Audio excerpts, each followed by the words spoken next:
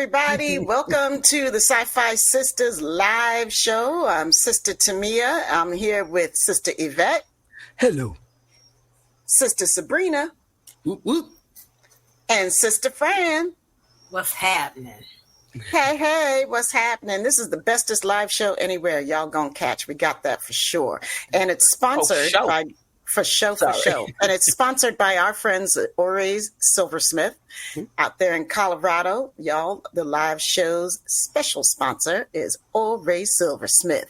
So please check them out. And you can get some Sci-Fi Sisters jewelry from there, plus some other great silver jewelry. They're amazing.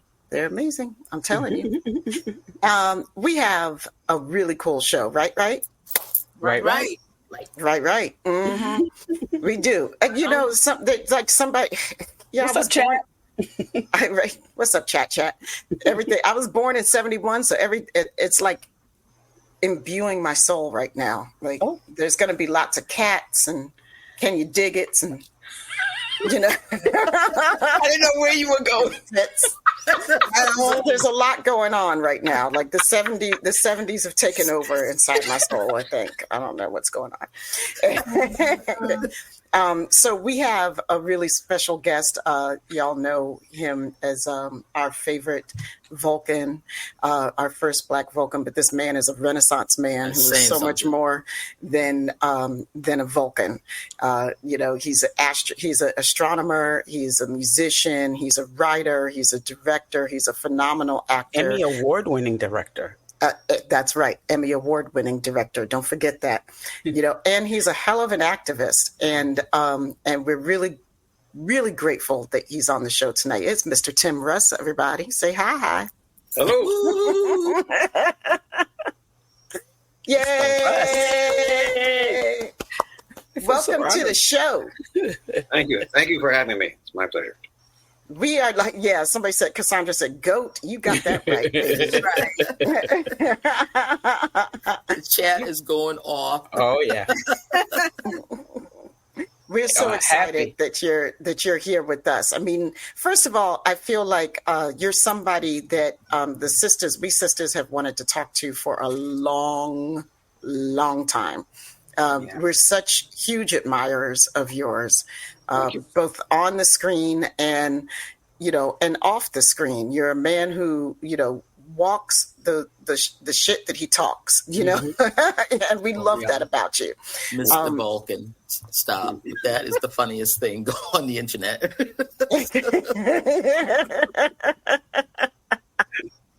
I wait for what he's going to say today. Oh, yeah. Yes, well, the forum, as it were, is only this century, that we're able to literally communicate with anyone on planet Earth in an instant. And that's pretty remarkable. That, if anything will change society or civilization, it is certainly that. The impact is immeasurable. To be able to communicate, to reach out, to share your opinions, your work, your whatever it is you're doing, your information with anyone and everyone who has the internet it's just crazy. Yeah. I mean, and you get it out. You can get it on your cell phones. You don't have to even be on the internet. You can get it on your cell phones, and anything that happens, 2.5 minutes later, everybody knows about it. So this kind of sharing information is just, to me, if you stop and think about it, it is the most amazing and powerful and earth-shattering sort of thing that we could ever dream of. And we're just getting started with it. It has places to go. So yeah, that's for sure. Well, I want to take us back a little bit. I want to back up a little bit, and I want to talk a little Trek before we get down to the real nitty-gritty. Yeah.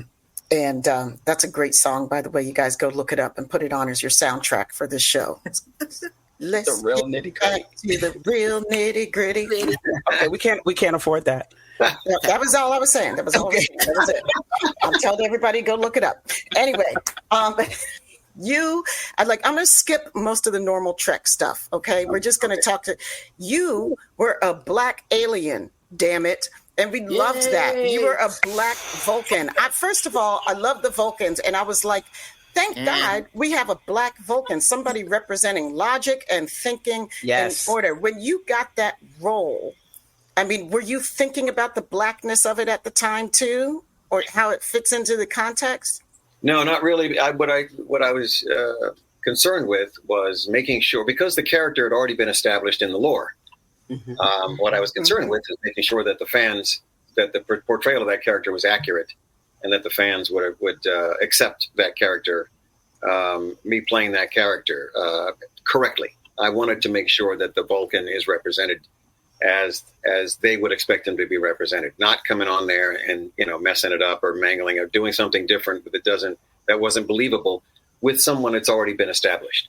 So if that was a brand new character that nobody ever heard of, well, then I could do whatever I want and work with the writers and create this type of role. But this was a character that had already been established, so I had to get that character right. First of all, for the producers, so I didn't get fired, and second of all, for the fans, so that they would appreciate me, and with that, be able to more than likely see past the fact that he was African American. And people still asked me about it. They were scratching their head or whatever on occasion. Who were supposed fans, and I was like, really, dude, are you a fan? I mean, do you know the concept of the show? Infinite diversity and infinite combinations. That's exactly what DNA is, and what I said. Have you seen everybody? The people who live on Earth, do they all look the same? No, they don't. So why would they look the same on any other planet? Makes no sense. Right. So, if you were a true Trek devotee, you would know that was the case. So yeah, that's my first responsibility, was to get the character right. Before we go any further, I'd just like to point out real quick, Larry Smith, who is in the chat, does the most remarkable cosplay of you. Yes. I've known Larry for quite some time, and he does not, everything has to be right with Larry. And when he's doing you, he makes sure he honors you. So I just wanted to put that out there real quick. Larry's a great friend. Hey, Larry. So I just wanted him to get his kudos out there. Yeah, I believe I have met Larry. Some cons here and there. Yeah. Sorry. And may I interject? You played the Vulcan without a wig. You played it with your hair. Yes, yeah, they did just alter they altered the hairline a little bit. That's all. You know what I'm saying. But you didn't have those. Like everybody on the planet, they had this, Vulcan haircut. Yeah, yeah. And I know that's superficial, but it meant a lot to me that you saw. Yeah. They didn't even. The producers didn't even discuss. They didn't even try it. They were only looking at the hairline. That's all they decided. They will just alter the hairline and make it, a sort of African American version of that sort of look that everybody had, and that's all they did. So yeah. Yeah, that was a good job on their part. Like that's they were obsessed about hair. Just to be let you know. They were obsessed. We've done a whole episode on Star Trek hair. Poor Kate. Kate was the one that had to go through the hair. Oh, yes, she did. They just couldn't find anything that they really liked, so they kept changing it, whatever, I was like, guys, we're going to get on with the stories and right. Stories. We learn about the bloody hair, Right. I think the only people that didn't get hair problems was probably DS9. Well, not the women. Poor Cisco did. Avery Brooks and his hair, but they left the women alone for that one because he was taking up the whole fight. Yeah, that was the whole fight. Like that was a big fight. That was a big fight. Yes, and you don't want to be in a big fight with Cisco. No. Do not mess with Avery, man. Do not do it. Do not think about doing it. So they tell us. Yeah, you're going to lose that one. I believe you. They did. Yep. They really did. So I know that you're pretty much like a lifelong Trekkie, right? You've been a Trekkie since you were young. Well, the it's a misnomer that I was a Trekkie. What happened is that I watched, the shows. I tell everybody, we only had 3 channels back then. That's right. That's right. Since like me, I can tell you as much about Trek as I can. Gilligan's Island, I Love Lucy, and Andy of Mayberry. I've seen them 100 million times. That's all they did was run reruns, and we watched them. There was nothing else to do. There was no VHS, no cable, no nothing. So, yes, I watched a lot of episodes over and over and over. And you can include the Twilight Zone. Let's not forget that. Yay! Every single one of them, I can tell you everything about those episodes and those shows as much as I can, Trek. That's all it comes down to. Okay. I have to admit that the stories for Trek, as everyone who has watched the show and loves it, were phenomenal stories. They were very cool stories, and Roddenberry set out to tell stories. That has been the theme and this concept of Trek ever since it came out, including Voyager. We're telling stories. It's not Star Wars, man. It's Trek. There's a big difference between the two. It's not 2 bad guys shooting it out in space. It's stories. Yeah. So I watched the series and I was very familiar with the show. By the time I certainly got the role that I did, yes, absolutely, because that's all we had. Like I said, I could say as much about the other shows as well. Cool. I was wondering if, like, because of all the different places that you lived while you were growing up, if that gave you any type of affinity with the Star Trek philosophy and with IDIC, because it seemed, at least from on paper, what it says, it seems like you grew up in extremely diverse places, like circumstances are like all the time, like you were moving a lot. Absolutely. What it did was allowed me to adapt to working as an actor. That's what it did. Wow. Mm-hmm. There are a lot of military brats that went into entertainment show business because you are in an unstable sort of, growing up that you don't know where you're going to be at any given time. You've got to adapt to new situations all the time. You don't know what's going to come, in a couple of months or a year, something's going to change. You work very closely with people. When you're in the entertainment business, you work closely with somebody in a show, and then they're gone. And that's how I grew up. I had friends, and then they were gone. Friends, and then they were gone. Friends, and they were gone. So, or I was gone. Somebody was going. So there's that close relationship, and then gone. And the show business is the same way. You work on a series or on a show, a play, or whatever, very intensely, and then all of a sudden, gone. Right. And the instability of the business, that's kind of the way it was. I was used to moving. I was used to being someplace else, used to adapting to something different. So adapting to the business in general, growing up that way, definitely lent itself to that sort of being able to do this, because not everybody is able to do this simply because of that. The insecurity, the unpredictability, of the business. That's the way it is. Yeah. Yeah, I get that. It's like not everybody's adapted to the stresses of particular career sets. Yes. Yes. Like, yeah. Like that's why I'm a tax accountant. We always stay in the office. The auditors went everywhere, and I hated that. You were in a different place every 2 weeks, and I was like, "Oh, different people, different place. I got to go someplace else. I don't know where the food is. I don't know where the water is." I said, "I just want to be a tax accountant. Not to stay here all day." I get that, Tim. I get that. I don't. I talk to people who grew up, in one place. Like they have a hometown that they actually grew up, went to school, graduated, did whatever. Sometimes they have to go to college and live somewhere else. But by that time, you're an adult. You're on your own, and you're spreading your wings and going. But to have that home base all the way up through the time you're 18 or 20 I don't know what that's like. I can't remember. I can't remember the places that I lived in. It's all fragments of memories. That's what it is. So it's not, and it really doesn't count. After moving to LA and being here as long as I have, doesn't count. It's not the same thing.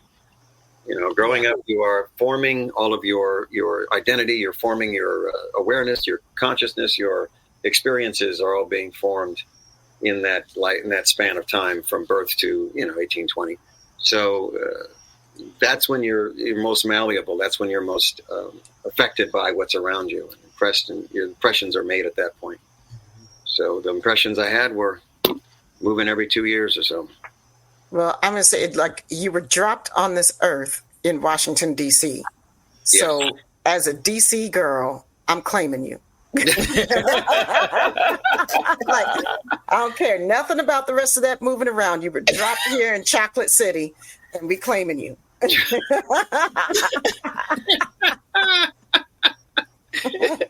Will do.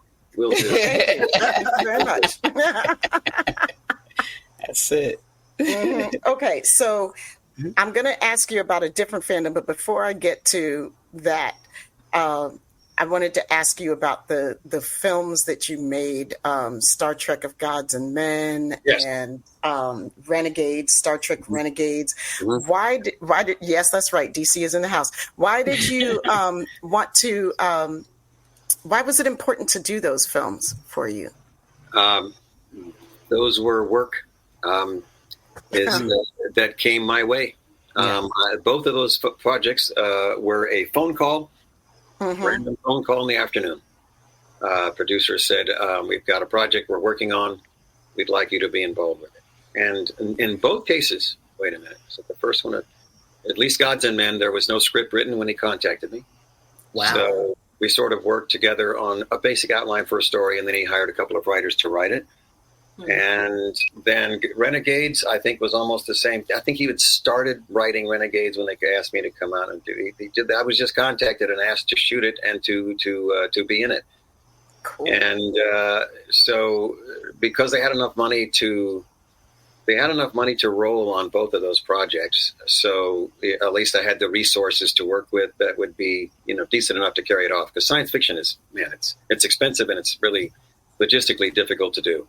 So you've got to have the resources to do it right. And they had enough of the resources to make it happen, especially in Renegades. And we pulled it together. And it's directing gigs. Both of those were directing gigs. And I need to have those credits. I need the footage. I need all that stuff to have as part of my record. So people call me about projects. The only ones that have not happened are the ones that didn't happen. Because the producers couldn't put it together, or because the scripts were so bad that I told them it's not shootable. Right. You've got to fix them and whatever, and then they either did or didn't chose not to do so. But in these cases, the scripts were good enough to go ahead and put together, and so were the resources. So those were, if they came to me and said we want to shoot a project that looks like Baywatch, sign me up. I'm ready to go.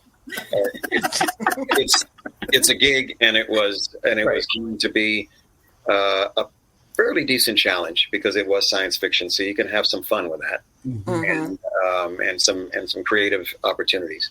And they had the funding, and they could pay, and all that good stuff. It's a gig, man. Acting work, directing work, music work, whatever comes, it's work. Yeah, I'm here. If I was in Pennsylvania, I'd have been working in the coal mines or doing something else. In Detroit, working at the car factory. No, here, that's the job. That's the gig. Wow. They're all gigs, flat out. And I've shot all kinds of stuff, all kinds of genres. But it depends on when they happen and when they come. And I'll take them. If the script's good, I'll shoot it. So that was, and I knew the producer. I'd known him from before then. So we worked together on some stuff before that. Cool. I said, yeah, sure, absolutely. Sign me up, man. So how did the ElfQuest audio movie come about? ElfQuest audio, wait a minute. Wasn't that a game? Wasn't that a video game or no? Was it a film feature? I thought it was Tanya, tell me if I'm wrong, Tanya. I thought it was the audio movie. Voice work. I thought it was an audio movie. Wow. Okay. Well, there you go. It was that gig. First of all, they don't ever give me the title of the project when I work on it. They don't. It's a cover title. It's something they made up so that nobody knows what it is. It's like being in the CIA in this business anymore. It's NDAs and fake names and whatever. It's like, oh my God, whatever. I'm not going to tell anybody that. So they give me. And they also don't tell you when it's released. They don't send you anything. Wow. They don't give you anything. So half the time, I don't even know what it is or where it is till somebody comes up to me and says, "Oh, you're great and such and such." And I don't even know what the project was because at the time it was a different name than what it is when it comes out. So the voiceover stuff. There was only one.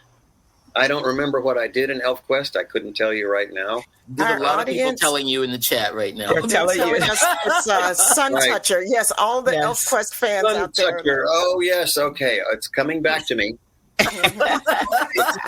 It's coming back to me. Sun Toucher. Okay, now. Audio book series, they say. Yeah. We also do a ElfQuest podcast. So we have a lot of ElfQuest fans in the audience. They came here for Sun Toucher. Did they have any artwork? Was there any art for that kid? Did they ever show that character, what he looked like? Mm-hmm. Yes. Amazing. Yes. Fierce. I was in Horizon.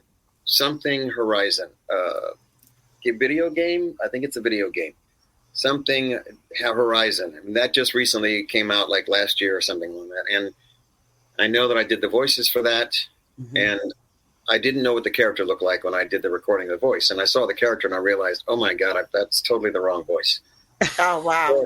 For what this character looked like. And by that time, it was way too late. So now I'm trying to, if I get one of these gigs, I have to try to get – usually they're pretty good about it. They have at least a sketch of what it looks like because it's early on in the process.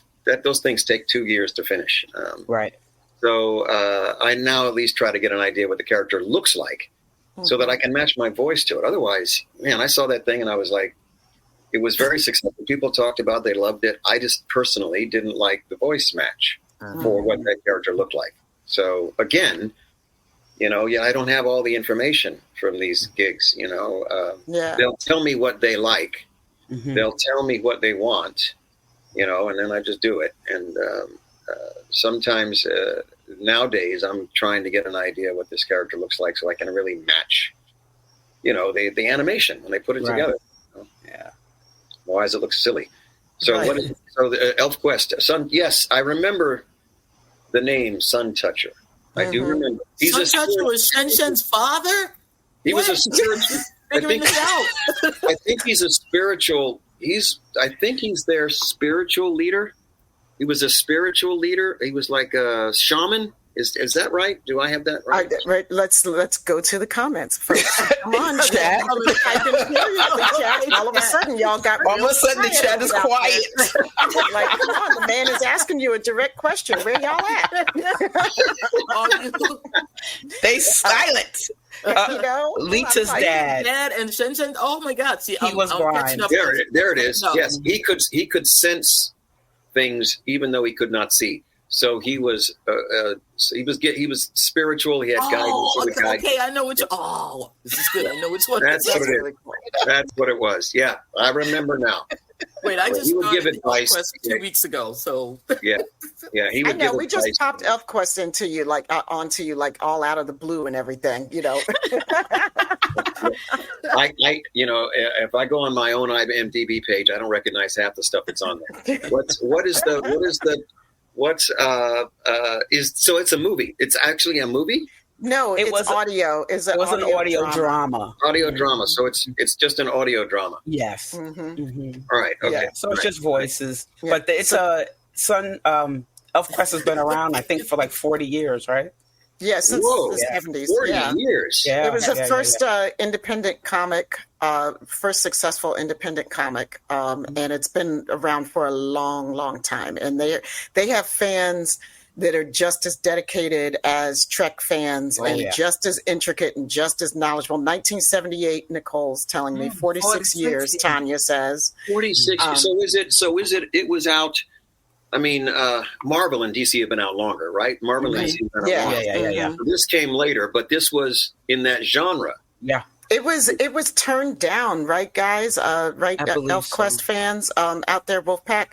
It was turned down, Wolf Riders.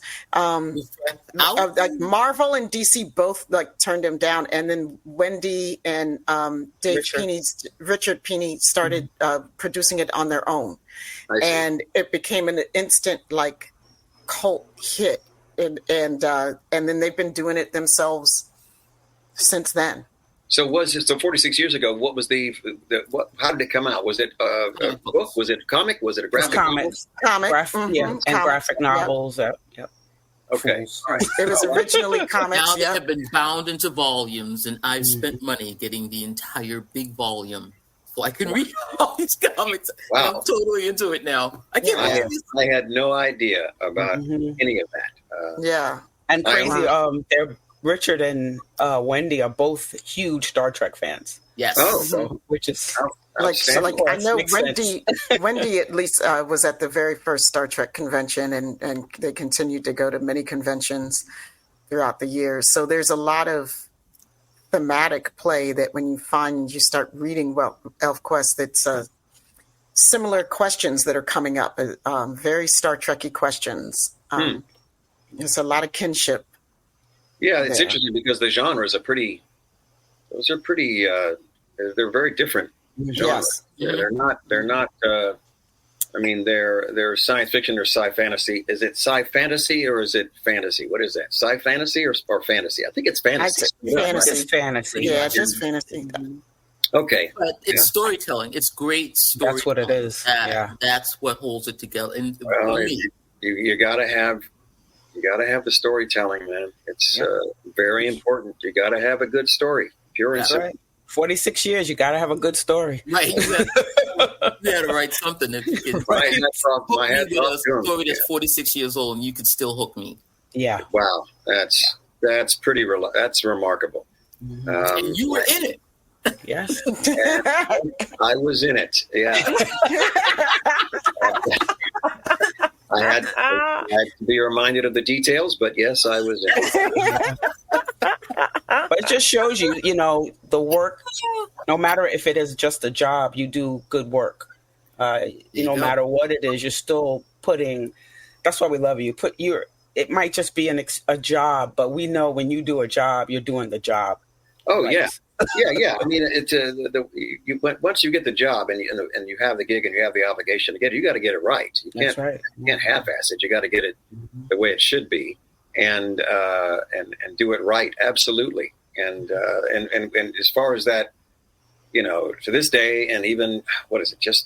I spent almost all of last month. We were in Vegas. I was in Kansas City. I was in England. I was in Detroit, Lansing, Michigan, at cons for 4 weeks in a row. I was traveling, and I had even then I had the same thing happen. From my perspective, it's work. From my perspective, it's a job. From my perspective, I memorize a bunch of dialogue. I go to the set, I hit my mark, say my lines, and get it right, and then go home. And I don't think about anything after that. And the craziness is, and we all get some of it in some form, what it happens when it appears all put together in a story on that box, on that screen, you're transformed into something else. You're transformed, you're elevated, you're exaggerated. Whatever it is you have is completely, people have told me, and I know countless times, that their lives were in a free fall. They were in a spiral. They were going down, and that character brought them up. And I was like, "You have got to be kidding me, man!" From an actor standpoint, I'm trying to put the two of those together. It's difficult to compute from my perspective. Seeing that, something happens in that process to human beings. It's almost like and use an example. There was a professor who had a class, and he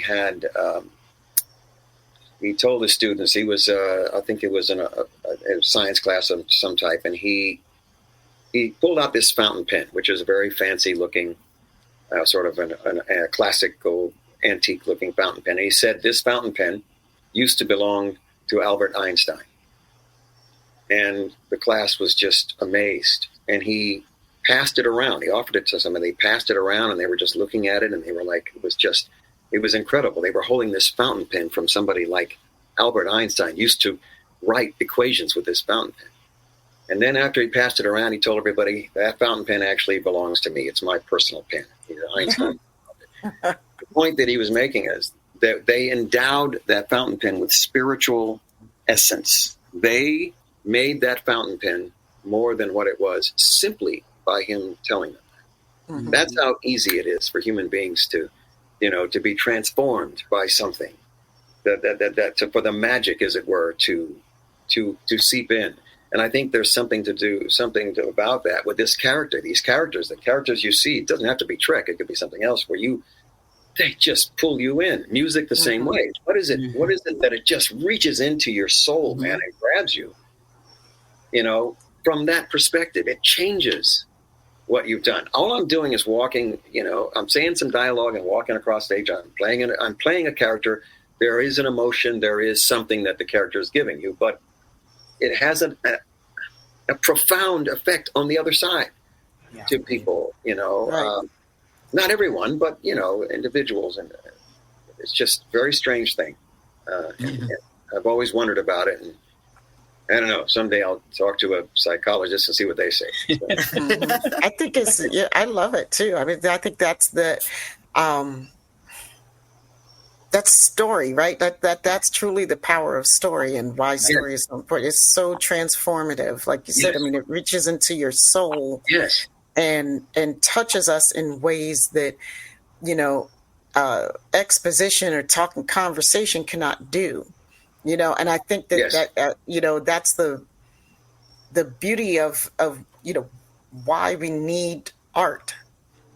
Because, we can explain the world through sciences, and it's very logical, and it's like, and we just, we get it on a rational level, but I don't get it on a subatomic level. Right? And there's many more ways of understanding the world than we give ourselves credit for knowing and experiencing. Yeah.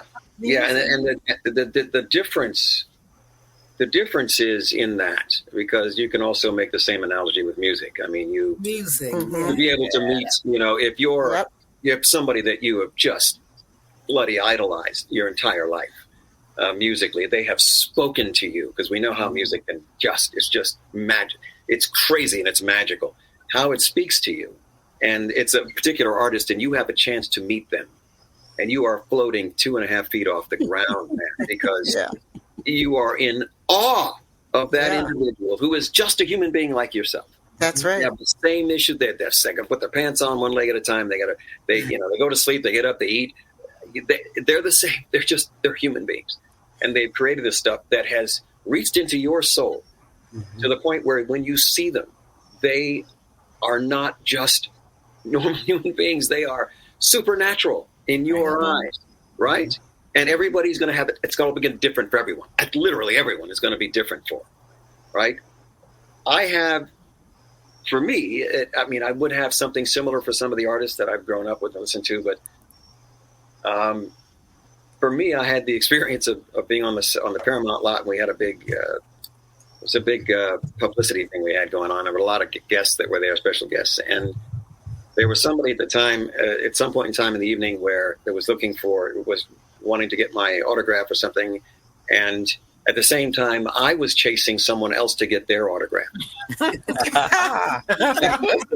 That person I was chasing was Buzz Aldrin. Oh, yeah. Oh, okay. Yeah. Okay. I mean, I gotta get that. Yeah. So it was an absolute thrill for me to meet him, because he was a historic figure who actually did the real thing. Mm-hmm. So again, I'm perceiving him as much more than just the guy sitting next to me at the table. So there is that thing. It transforms our perception of people and how we see them in terms of what they have done and what they've accomplished and how that reaches out to you. Now, somebody else may not think that his accomplishment was all such a big deal, but to me, it was profound. Yeah. If they are, they're not in this chat because the chat is going off. They are going crazy about Buzz. Buzz is the man. I tell you. I was in one similar situation not long ago, and I was only 10 feet from them, but I could not get to them. I could not get to them because everyone else was trying to get to them. That was Jane Goodall. Oh, I wanted to get a chance. You just pulling them out, Mr. Russ. I 10 feet, man. I was on my way, and I couldn't get to them, and then the moment went by, and I missed them. That was it. Wow. Yeah. Speaking of music, I told a friend of mine the other day, she was talking about service and the talk shows and stuff. I'm like, you know what? When I'm in my car, I don't want to hear no talk shows. I don't want to hear no news. It is I just want music. Yes. Music. I don't want all that other stuff. You know? My playlist, not the radio. Right. Oh, yeah. Yes, our playlists. Yes, because I'm from the mixtape generation. Absolutely. Yeah. That's exactly what it is. I'm from the generation where they put a little disc in it. Tim, you can relate. They put a little disc in there, you stack the records up, and then they will fall down. That was our playlist. Yeah, that's mine. Wait a minute, the 45 with the little thing in the middle. That's right. Yes. That little yellow thing that would break every time. I hated that thing. It was a spindle. It was a spindle. 45. Yeah, 45s. Dropping down. With that one speaker that it was playing out of, that one busted up speaker. That you had turned up all the way. So it was distorting. Yeah, but it was so cool. Yeah, you're right, Tanya. Unless it's the Sci-Fi Sisters podcast. That's right. Thank you, Tanya. Then make sure that's what you listen to first. Then turn on the music. Then go find your spindle. Right. Play whatever you want. Playlist together. Because I thought I was something. Talking about technology, I thought I was something with my little transistor radio and that one thing sticking in my ear, and I'm walking down the street dancing because I had music in my ear. One ear. That's right. I had my cassette player. Yeah, put that cassette in there, that tape. Yeah. That's right. Yeah. Yeah, that's happening, man. Remember the Watchmen thing? Oh, my God. Somebody on Facebook yesterday had a meme that came a comic, and it said it was like you're of a certain age if you recognize this, and it was all these cassette tapes in a hospital room, in an operating room, and the cassette was on the bed with all the tape wound out. And the doctor goes, pencil. That's right. That's right. I love that. Yeah, you had to wind them back up. Man alive.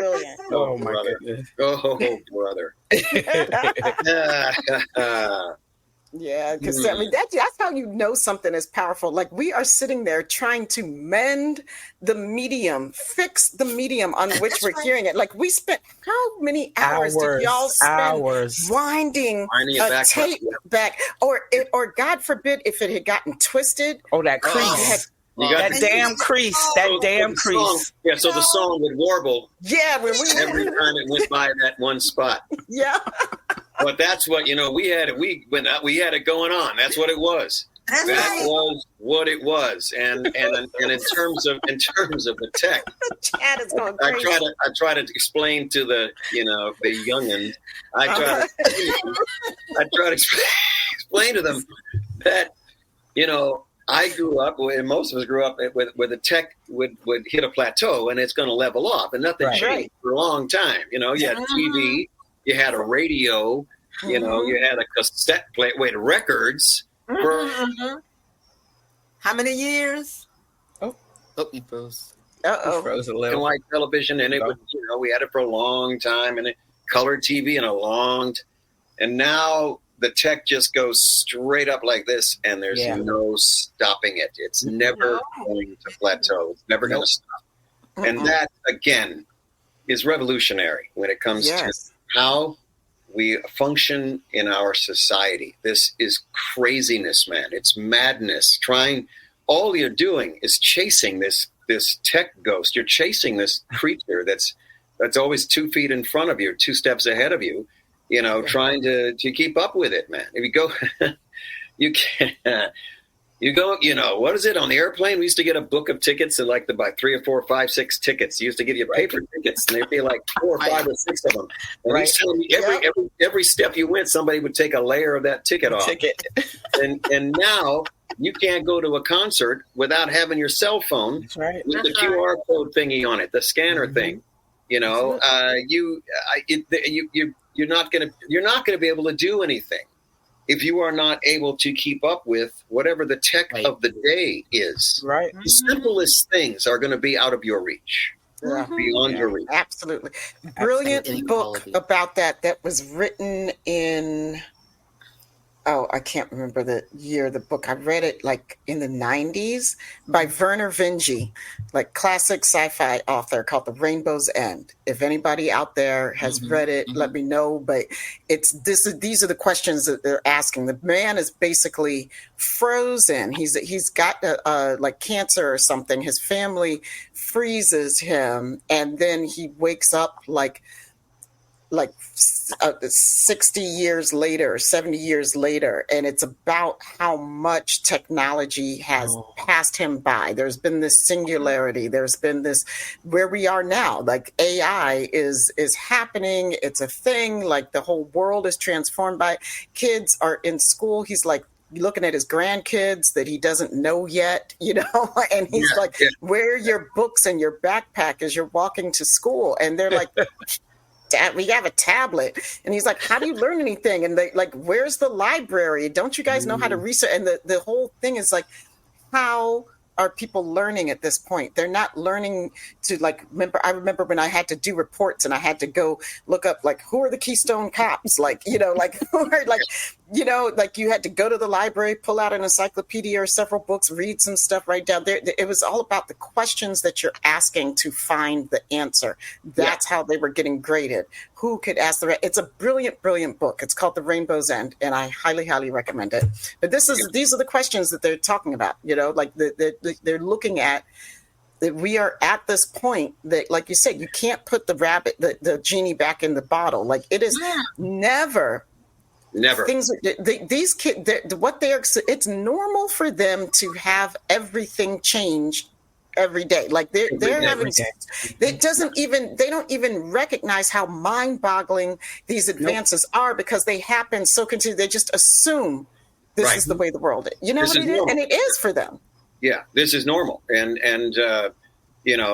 we're looking at this today, and I told my daughter, I said, by the time your kids are grown up, your learning may be intravenous. It may be plug you in, and you get all the knowledge that everything's done like a computer.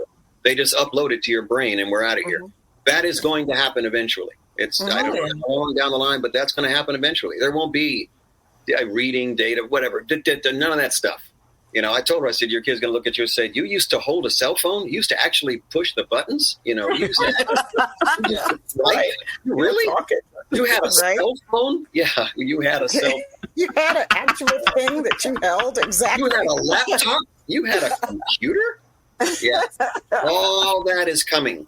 Every last bit of it is coming. Yeah. It ain't going to work any better, I can tell you that. No. It's still going to be screwed up, Definitely.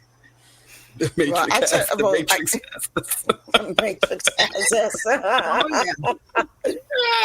Okay, so let me wrangle this back a little bit, and because we do have important stuff that we want to talk to you about before. I mean, other important stuff. I mean, not that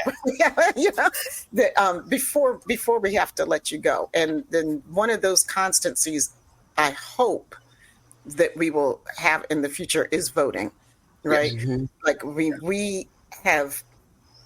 I feel like for the first time in my life, I feel uncertain about this being an actual right of mine, right? Like I grew up my whole 53 years believing that this is my right. And then we had this orange guy for president. And then we have these horrible people who are not really Republicans, but whatever, like usurping our rights at every step, repealing laws, bringing back Jim Crow laws, as much as they possibly can. And I realized that my future is uncertain. I don't take for granted anymore the right to vote. Yeah. What is remarkable, and I've posted it a number of times, I think in the past, that is that our the founding fathers, be they flawed or not in terms of, what their lifestyles were at the time. And I know many of them owned slaves, et cetera, but they put the Constitution together, a democratic platform to operate this country, because the country was under a monarchy before that. So once they set up this framework to operate this country, think about this for a minute. They put together this framework that can actually function 250 years into the future. 250 years, 2.5 centuries into the future. If you drop them in the middle of Times Square today, their heads would explode. Their heads would explode. They wouldn't know what to do. They wouldn't know which way to turn. They wouldn't know anything about anything. Take that and now put together the Constitution that is supposed to govern a country 250 years from today. Can you imagine trying to do that? Given what would society be like 2.5 centuries from now, given the trajectory we were on, and including the entire globe? Yeah. They still managed to put this process. This process still works today. Still works, yeah. And it is now today being tested by an individual. And I'll say this: I think that you're only going to see something like this the same way in which the waves on a beach come into shore. Small, small, small, small. Oh my God, there's a big one. Mm-hmm. Small, small, small, small. Oh my God, there's a big one. Trump is a wave. He's a big wave. And you're not going to see that wave for a while. There's not going to be anybody like him for a long time. I can tell you that. He'll be gone and whatever. That's it. There'll be people who want to be, people who try to be, whatever. Nobody's going to be like that freak. He's a freak of nature. Yeah. He is a mutant. He is a freak of nature. He is the most extraordinarily worst human being on this earth. And he got elected as president. That's right. That's a freak. All of that is freak, mutant, crazy. And it's a one-time thing. There will be parties, there will be movements, there will be activists, there will be whatever down the line. But I think once we're past this transition, which I think we will be, that's going to go away. And I think they're going to fragment. They're going to do something else. There is no stopping.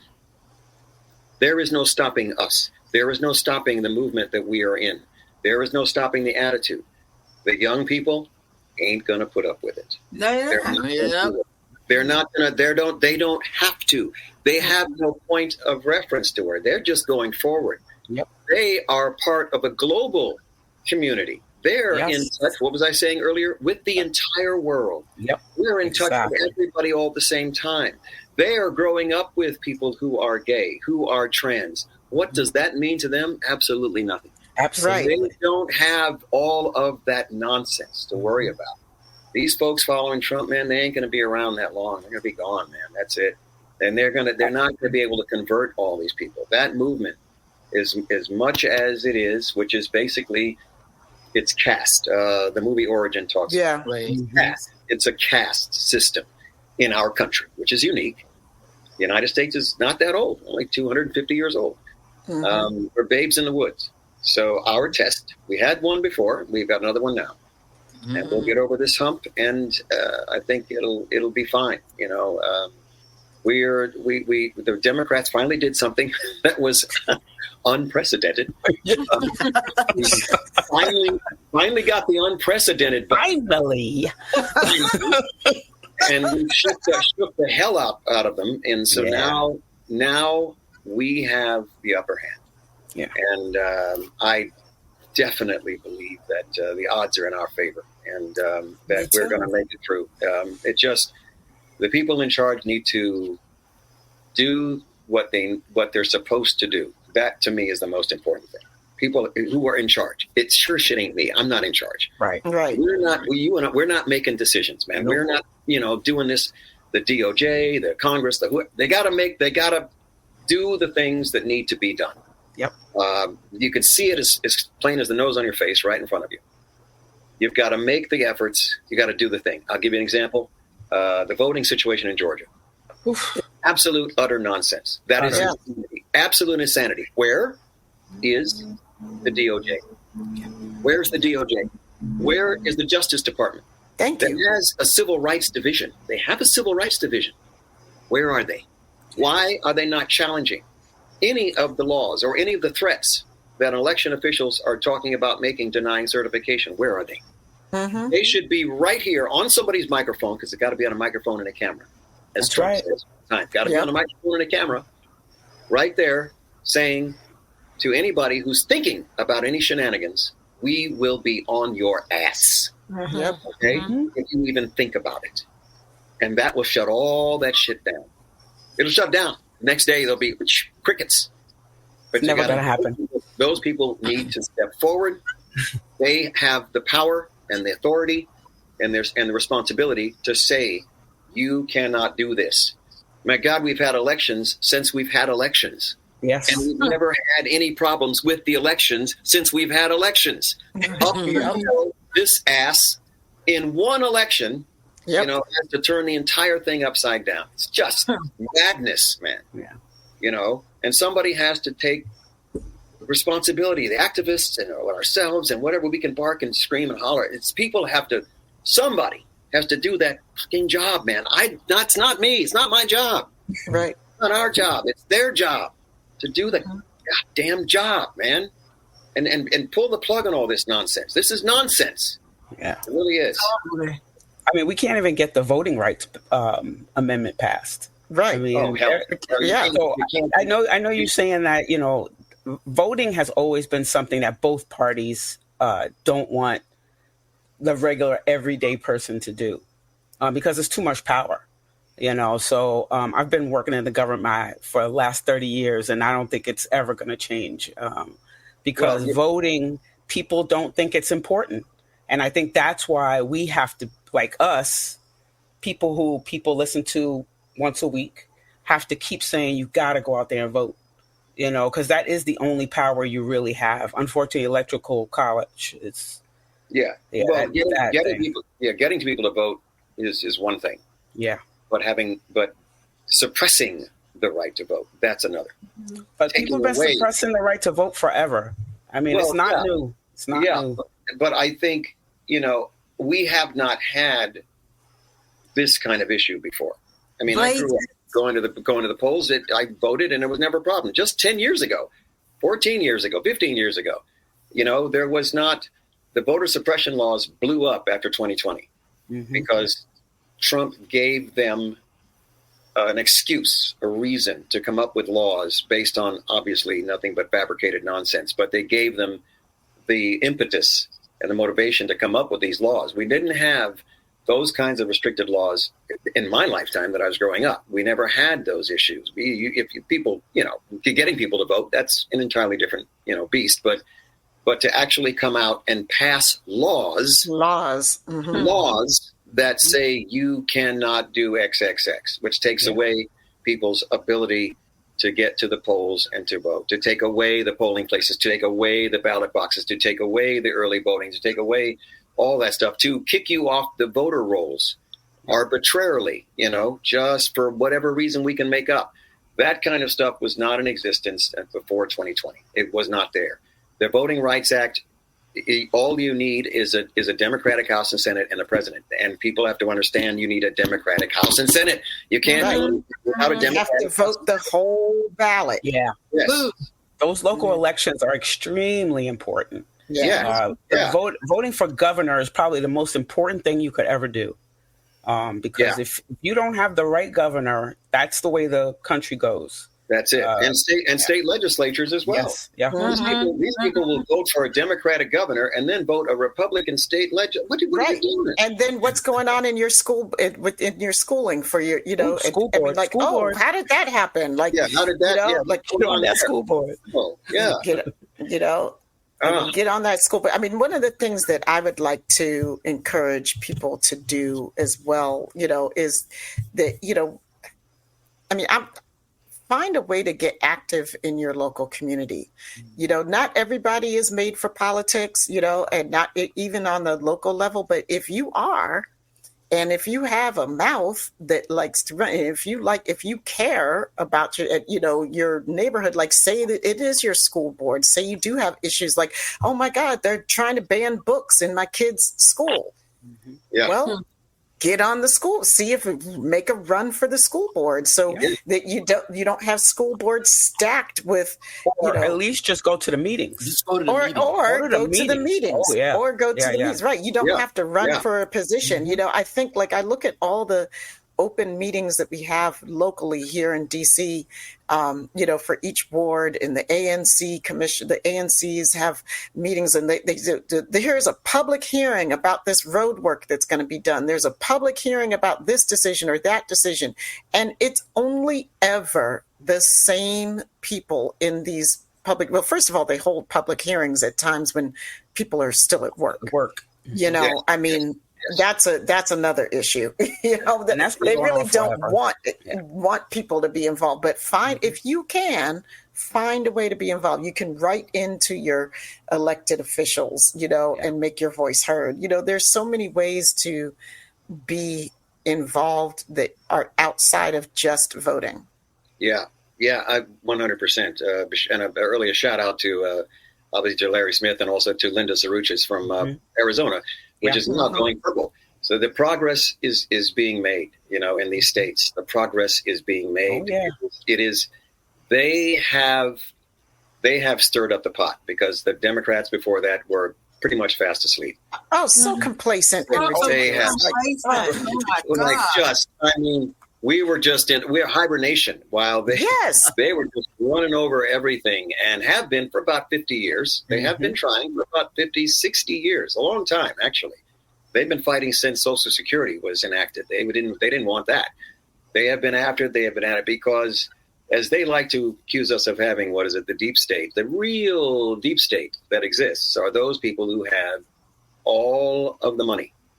Those people have all the money, have all of the leverage, right? They have bought the judges, which have given them even more leverage, right? With Citizens United. They buy the congressmen, the senators, they buy everything. They have access. They get their phone calls answered in real time. Okay? You and I ain't getting no phone calls. Nope, forget it.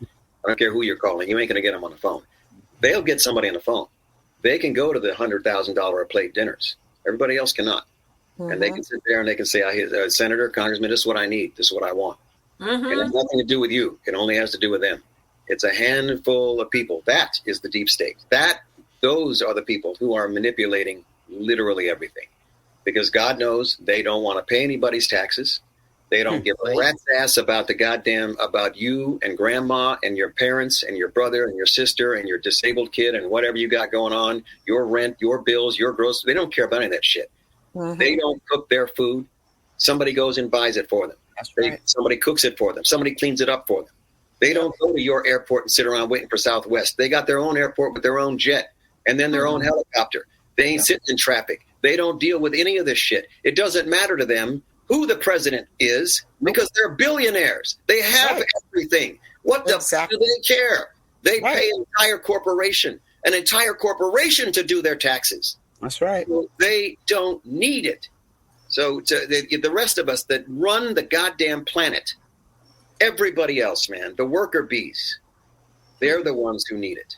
And until that shift is made and the priority becomes the worker bees and not the 12 people that got everything, then that's just that's the hurdle we have to come over. That's literally what's happening. They own the media companies. They own Fox. They own Sinclair.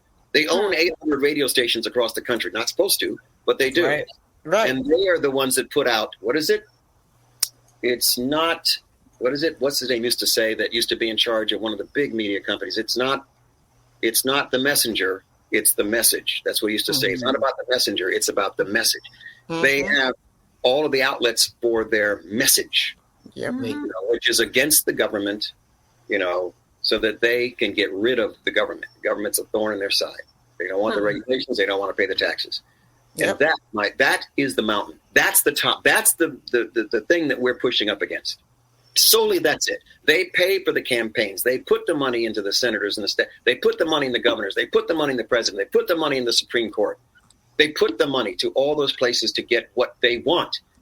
And they've been trying for 50 years. And now they finally got there.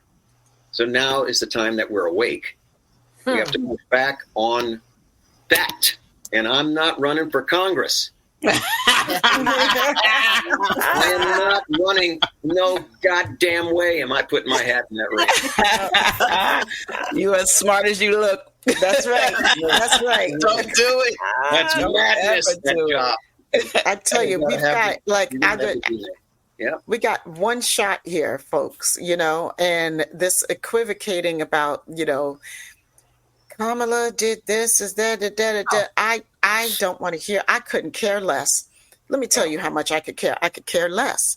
Okay. Yes. We have a choice. This is not one of those let me split hairs thing. There are huge gulfs of differences between these two people and the agendas that they are proposing. One wants to subjugate my black ass and every poor other motherfucker out here. Period. Right. End of discussion. Right. The other one wants to lift us up. It's a really simple choice. There is no middle ground. I don't care what you say. I'm all for y'all to vote, but I'm saying if you want to see me alive after the election and people not actively hunting my ass when I drive into Virginia, then you need to vote for Kamala Harris. Okay, period. End of discussion. The discussion.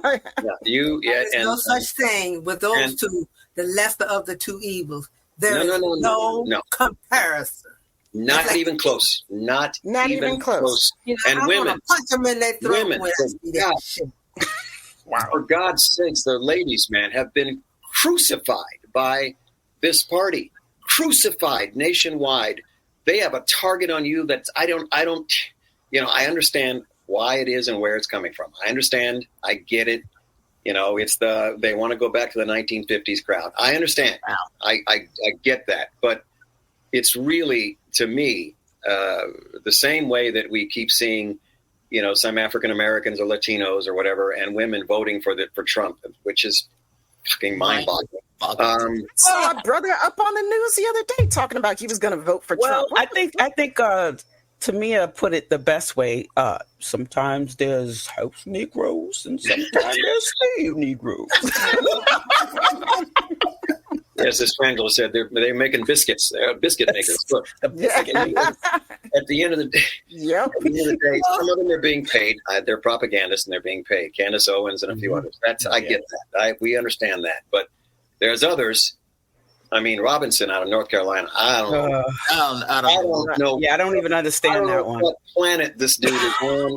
I just don't get it. He has got to be getting a check. There's no other reason. Better be. No other reason. And I mean a big check. Because better be getting a big ass check. He is crazy as the day is long. I mean, crazy. You can't. I mean, he's bad-mouthing the children who were slaughtered in the schools with assault weapons. Yeah, he's making fun of them. Dude, do you understand that's man? You know what's his name just paid a whole lot of money for doing that. What planet are you getting off on, man? You're an African American man. In another goddamn state, they drag you behind a fucking pickup truck in chains and laugh at your ass. Period. That was doing it in North Carolina. North Carolina. Fucking idiot. They do it in New York City. I grew up going to visit my great-grandmother in Ahoskie, North Carolina, driving past Klan rallies. Come on. It's there. It's not. And they haven't gone anywhere. That's all I'm saying. Like, you know what? I can feed his ass to those Klansmen. That's fine. That's one less for Darwin. Like, take that right out. I ain't got to outrun them, but I definitely can outrun you. I'm not fighting for that. And I am sorry to say, and I will say it, I am sorry, but I have lost all my patience with all of them. I have no patience for them. I don't care about any of them.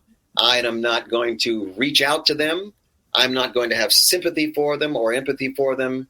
If they choose to be that goddamn ignorant and backwards and hateful and racist, then you don't get anything from me.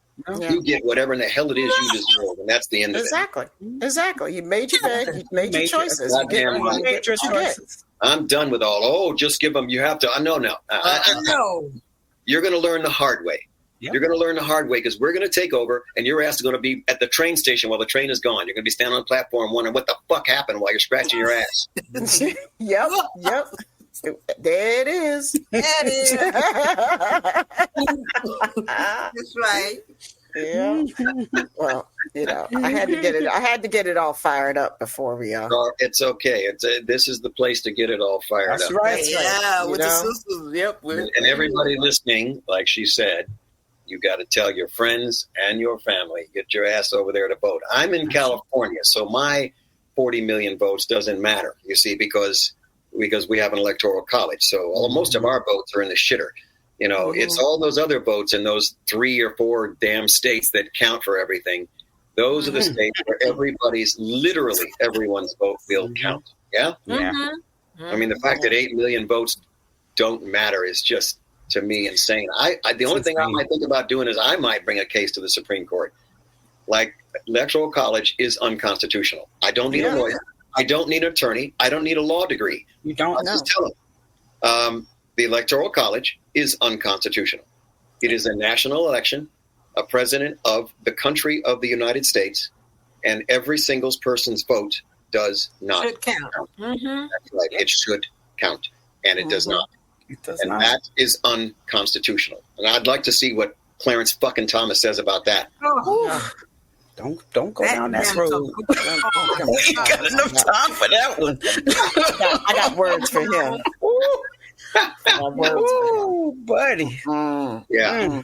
I'd say, I've been having those uncomfortable conversations, trying to have as many of them as I can, because, I look around in my community and there's so many people who have been and this is like the last thing. I know you got to get out of here. So, there's so many people who feel like they have been so let down, right, by our system that what's the point? And, I still have these conversations with folks every day. And my thing is, like, I don't care how you feel. Our ancestors died for this right to do this. Like, I'm going to do it anyway. Because I got them looking over my shoulder right now. It's a slap in the face.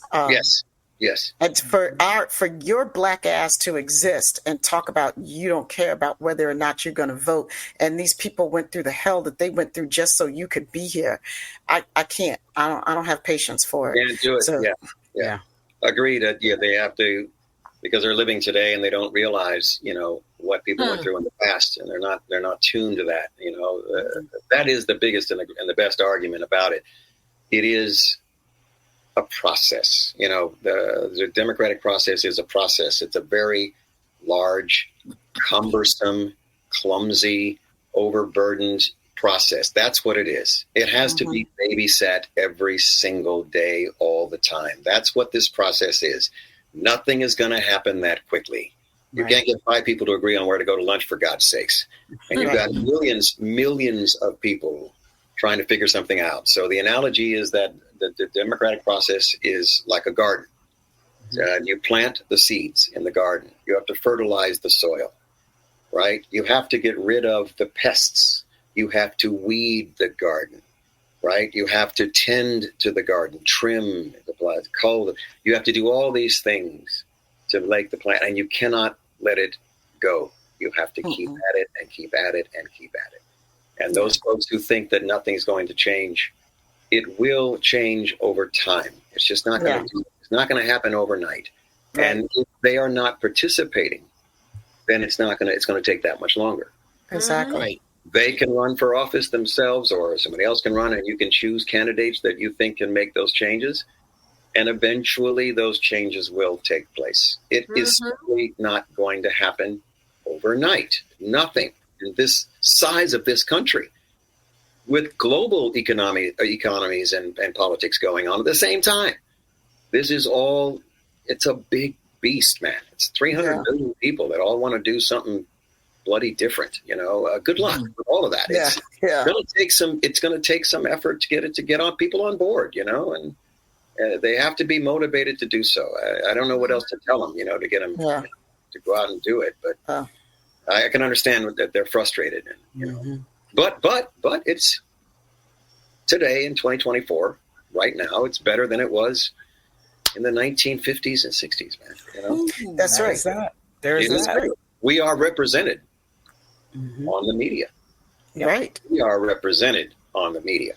In this case, the entertainment and the television and films, they are way ahead of society. Well, more or less. They are pushing the envelope. Yes. They are pushing the envelope, and they are pushing it hard. I think we talked about it in Vegas that, you see commercials now and everything else. Gay, black, mixed race, everything. Yes, right. Interracial couples. I grew up not even that long ago. You never saw that. You didn't see that on anybody's commercials. And that's an indicator right there. When they're selling stuff to everybody and they want everybody to buy it and everybody's represented so that these young people see that on television. And again, it just goes, it's like, it's normal. Yeah. It's regular. Right. Nothing to see here. Right. You can't put that back in the box either. Because that's right. That's right. Fixed. So it's always pushback on progress. Always push, Yeah. I mean, that's when you know you're really doing the right stuff, is when you get the serious pushback, like you've hit the nerve. You hit the nerve. Yeah. You hit the nerve. And that's when you got to double down and keep going forward, stay that course. John Lewis said, get in that good trouble, baby. Get in that good trouble. Extended families, mixed families, single mothers, everything is represented now. So, and everybody and normalized. That's the key. Normalized, and that is that is the key, and that's what moves us ultimately forward. And it's just a matter of time that we will, I'd say, politically evolve. We may, if we're really lucky in our lifetimes, get a chance to see the Electoral College abolished, if we're lucky. Hope so. You've got to put the people in power to make those decisions. The people in power are the ones that can make it happen. It's Congress, basically, and a president to sign it. If it's not a constitutional issue, it might need some ratification, or it might need 2/3 vote from Congress. If that's the case, you got to put a lot of folks in there to make it happen. It's a constitutional issue, and it's a big one. You change that, on Monday, and the whole landscape of politics changes by Thursday. Automatic. Automatic. You'll have 5-6 different political parties, people running for, in 5 or 6 different political parties. It'll be a whole smorgasbord of folks coming in. Unfortunately, that's why it'll never happen. Ah, my God. Yeah. I think it's going to happen. Too many people benefit from that electoral college. So it's something that you got to get a whole different mindset of people running politics. You got to get those people in there, like the progressives and people who are not, you got to change the way people think about power.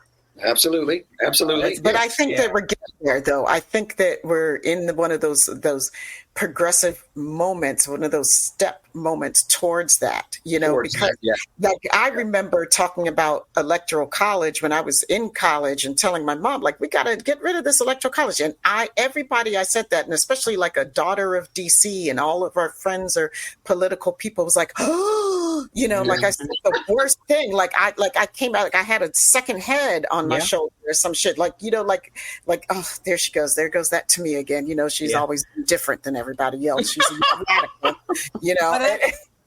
but that's how people were thinking about it and talking about it. But now you have these very same people that were all pearl clutching and shit when I said it, that are talking about like, we really need to get rid of the Electoral College. Like they're being all intellectual about it. But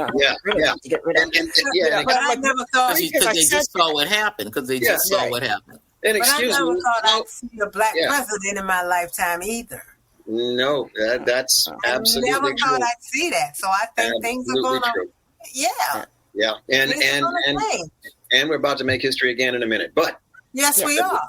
I don't see how getting rid of the Electoral College is progressive. All we're doing is allowing all these other votes, 8 million plus, to actually count. It's a one person, one. It's the only election in the entire country where it's not one person, one vote. Right. I mean, it's the only one, and it's the biggest one. I mean, it's for the presidency. Okay, look, the president doesn't have all that much power. President can't do a whole lot of shit, man. That's right. They're just the leader of the country. What is it called? 5 fingers and a pen at the end of the day. Right. Okay? It is the Congress and the Senate who makes the laws. And their elections are one person, one vote. So you're still going to have a Congress and a Senate that can send a bill to the president to sign or not sign. But a president, they're there for 8 years. They're the president, they're leader of the country. They got some purview for foreign policy and some other things and a couple of executive orders, and we're out of here. And they're running an administration. I don't understand why they would be so fucking bent out of shape because it's, this person, that person, when the Congress is really the ones who are going to pass those laws. Those are the ones who make the laws and make it happen.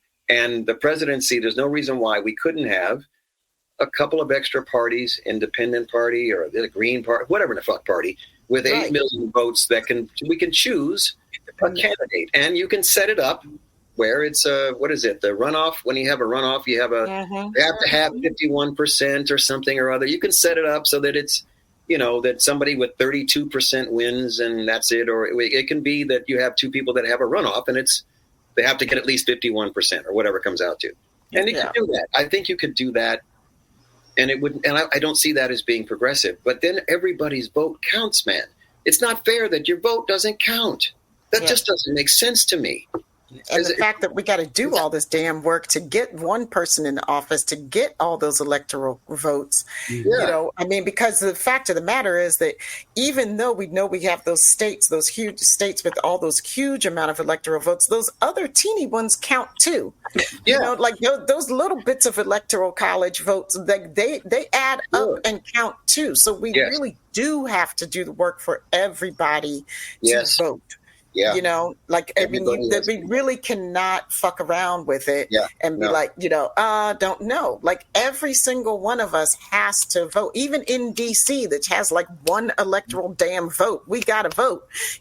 And no senator, and no senator. And no congressperson, like with taxation without representation. I knew it was coming.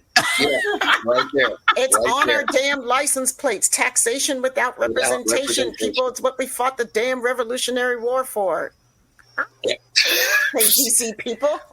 Somebody saw it as a district and just wrote it off. Oh, really? Yeah, which has one of the largest tax bases in the country. We pay more taxes in this little ass city than the majority of people in the United States, period, hands down. Yep. But we have no representation in Congress. Okay, now I'm really off. Now, like we gotta end this on a high note, y'all, because like that's a whole nother conversation. Woo! If y'all want to talk to me about DC statehood, we can. Hit me up offline. You don't think that shit isn't racially motivated?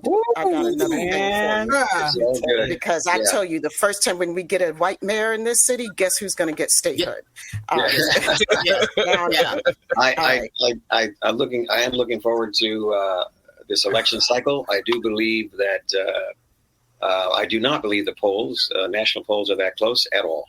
Me neither. Not at all. I don't believe it. I don't buy it. Not at all. The odds makers came out today, and it was Kamala 58 to Trump 41. Those are the numbers. Those are the numbers I believe are real. That Vegas numbers. Yeah, those are. You have to get 60% of the country in order to be president. You got to win 60%. And that's how it's done. And she's damn near at that. But the odds, she's there with that 58. So I believe that more than anything else, because the freak has lost votes since 2020. He's lost votes. His own party people aren't voting for him. Right. I mean, his own Republican Party folks aren't voting for him. So when your own party people aren't even going to vote for you anymore, you know something's in the toilet. So I can't see, given that you've lost that many demographics, including your own party members, in some cases, that you're going to be that close to her in that. That's no way. There's no way in hell. There's no way. I'm saying, and Linda pointed it out in the chat. Yeah, man. Hillary was up 11 points 1 week before the election, So like I see that. I know we got big momentum right now. I'm encouraging everybody to keep that momentum going because I cannot have another Hillary. Yeah, but we didn't. Y'all, I'm not going to wake up, okay? I'm not going to wake up the next day and find out that the person that I knew was going to win was not winning. Yeah, Hillary didn't. Hillary still didn't have the momentum that this lady has. No. She also didn't have Comey coming out 10 days before the election talking about her email. Right. That violating the Hatch Act that he never had to, nobody ever pressed him on the Hatch Act. He violated, literally broke the law. Not a single word, not a peep, not a hearing, not a nothing for violating a federal law, the Hatch Act. So, she didn't have, Kamala, that's not going to happen. Hillary had that to deal with. She also had the Russians hacking the DNC. And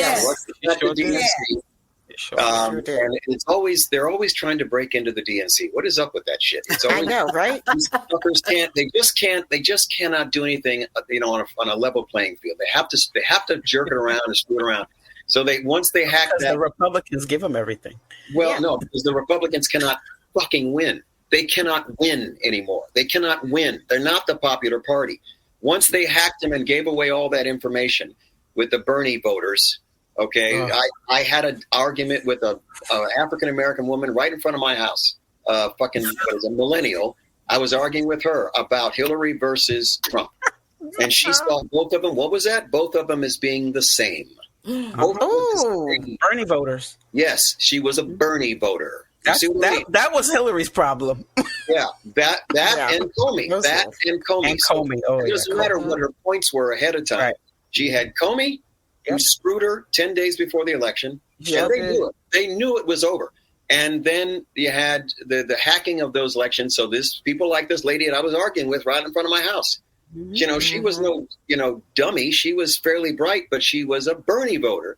Yep. And she was upset, because of all that crap that, and Bernie was running on, So at the end of the day, those people did not show up to vote. And more of Trump's people showed up to vote. And that is all it came down to, was a handful of electoral votes in those 3 states. And we did not come out in force because they voted for Jill Stein or this, that, and the other thing.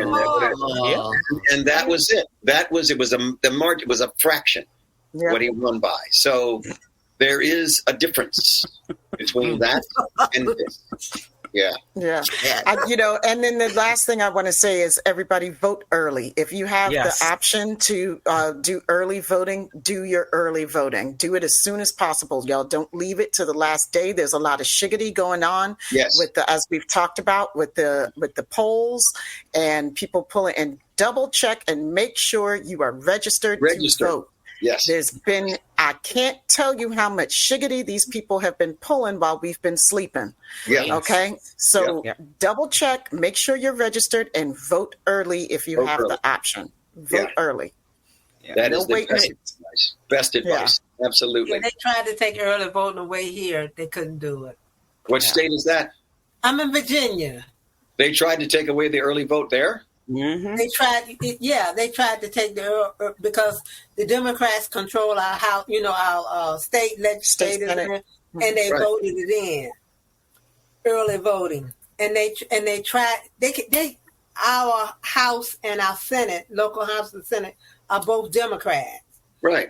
Our governor is Republican, but they got in there and they tried everything they tried to do. The Democrats slapped them down because they couldn't get past the House and the state House and the state Senate, and they tried to take it away. Yeah. That was in Virginia. They tried, but they didn't succeed. They did not succeed. They did not succeed because they couldn't get the votes. Well, all eyes are on Georgia, so we'll see what happens there. Yeah. That place is like that's bananas down there, man. I don't know. That's off the chart with the craziness going on down there. So, and I got the lawsuits that have been filed against them, so we'll see what happens. Right. Why they even got in those positions, I don't know. And Kemp is now looking into it, I guess, and the Secretary of State, I think, might have said something about it. I don't know, whatever. But that's. Those, and I don't know there's the John Lewis Voting Rights Act, and there's Bill, and there's the other one. There's two, isn't there? Yes. Do they have language in there? To me, the language in those bills, quite simply, and I mean 2 sentences, needs to be that no law in any state, in any county or any state, anywhere in the country can be passed that hinders anyone's ability to vote. Period. That's all that line needs to be in those bills. You cannot pass a law that makes it more difficult or hinders anyone's ability to vote. Simple as that. Because all this shit is that. Right. That's all it is. No more voter suppression bullshit that you just made up. No more of that. That needs to be the core of those laws, that you cannot hinder or make it more difficult for anybody. No law can be passed to do it. As a matter of fact, if the law is passed, it needs to be making it easier for people to vote. Right? Yeah. Right. Because that is the one thing they do not want. Nope. They don't want that. Right.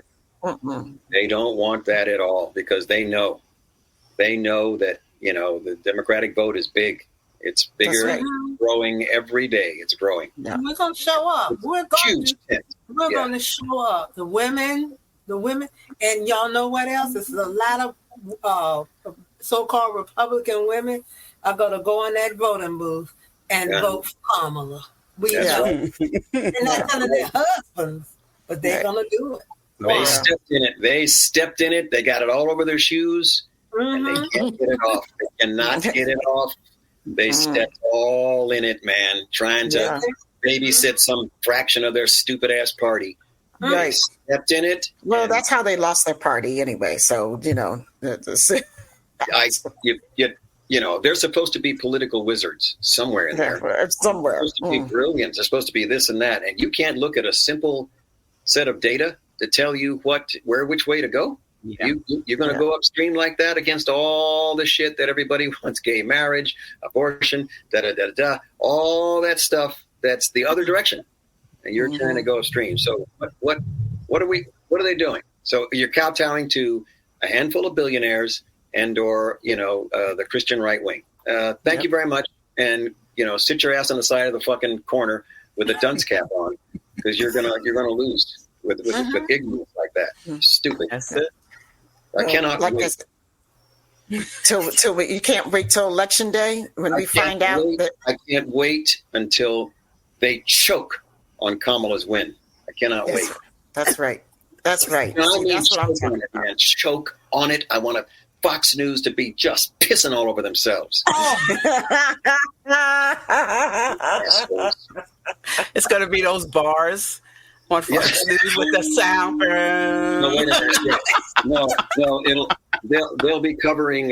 Let's see, they'll be doing a different story. Let's see, it might be gingerbread cookies, neutral gender gingerbread cookies in Scotland, or that was a Tucker Carlson piece while something was happening they didn't want to cover. Wow. And the other one was the sex life of panda bears. I think they were covering that. Oh my God! Those are stories that they ran while there was some shit going on that they didn't like. That was not good for them. Yeah. So that they'll be covering some story. They made up some shit that they'll be covering. I don't want to talk about this at all. Oh my God! Oh my God! I love you. Looking forward to it. We're going to be in the street. We're going to be in the street out here. We were in the street in 2020. Oh, you damn skipped it. We were dancing in the streets, man. Dancing in the streets in the middle of the day. It was just glorious. Another song.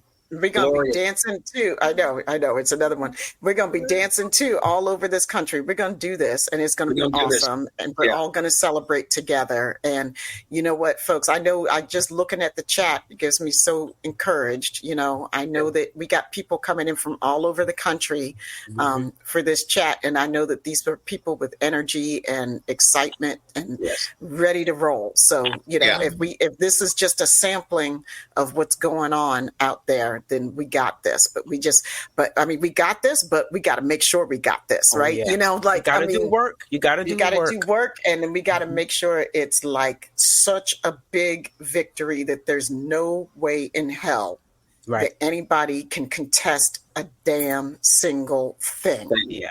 Ever. Absolutely. Like, so all of my ally friends who are out there who were not raised being of a certain color, I need y'all to be like us, and you got to be or a certain gender. Or a certain gender, you got to be 3 times as good to get just a third as far.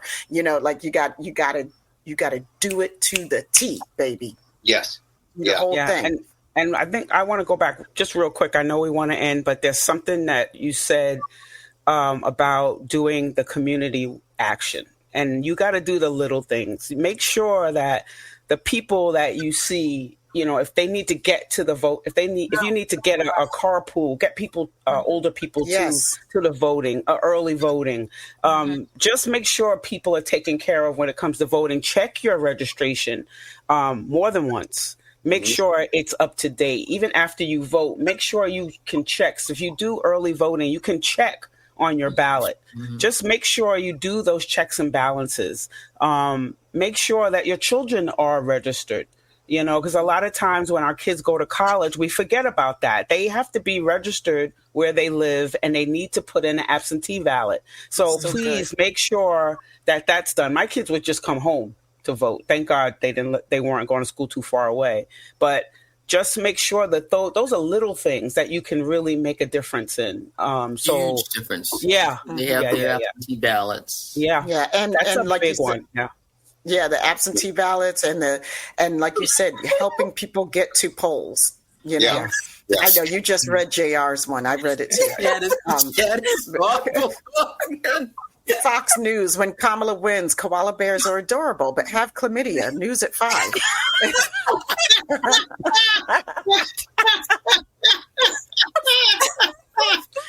Oh my God! And on that note, that's the way we're gonna end it. We're gonna end it right there. Yeah, we're done. On that note, yeah. Look, Tim, thank you so very, very much. I mean, like, we went over, and I was trying so hard to keep us on track, but we really appreciate you. Thank you. It was the spindles that messed us up. Thank you. Thank you for having me. It's my pleasure. Thank you, guys. Yes. It was a lot of fun. It's I marinate in the stuff every day, as you guys do as well.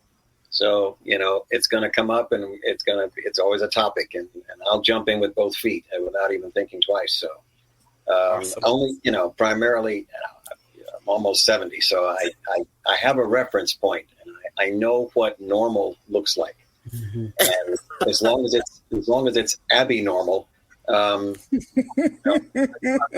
favorite movie. I've got to say something about it, right? It has to. I know this is not right. I know it's not normal. I know it's not. You know, it's off the rails, and I have something to compare it to. You know, like I said, somebody born today does not have that reference point.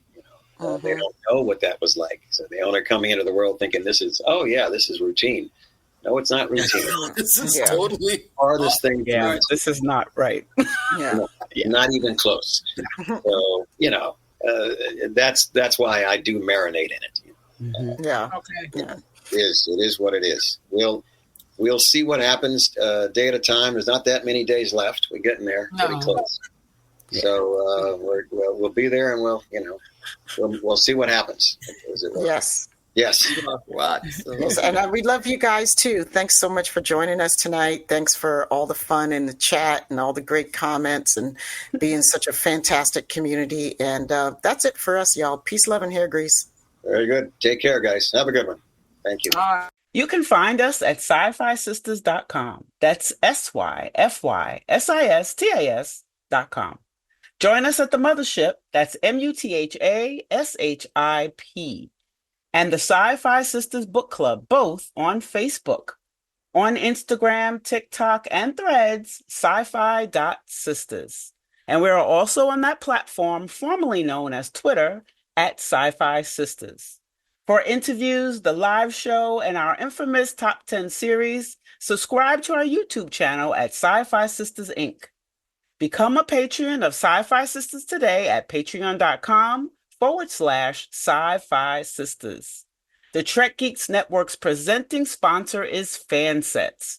Go to fansets.com for pins and memorabilia from all your favorite franchises. Visit fansets.com and use Trek Geeks, all caps, for your exclusive 10% discount. After listening to this podcast, please rate us and write a review. We may just read it on an upcoming episode. And we would very much like to thank our associate producers, Karen Dramera, Stephanie Baker, and Sailor Marj for their sponsorship. We love you. Thank you very much for your support. And of course, we got to shout out the baddest engineer in any and all universes. That's Dose the Anonymous One. He's responsible for all the music you hear on our show, as well as for production services. And if you are in need of his skills, hit him up on Instagram. That's Dose_the_Anonymous_1. That's the number 1. And that's it for us this week, everybody. Thank you so much for listening. Catch you on the flip side, people. Peace, love, and hair grease.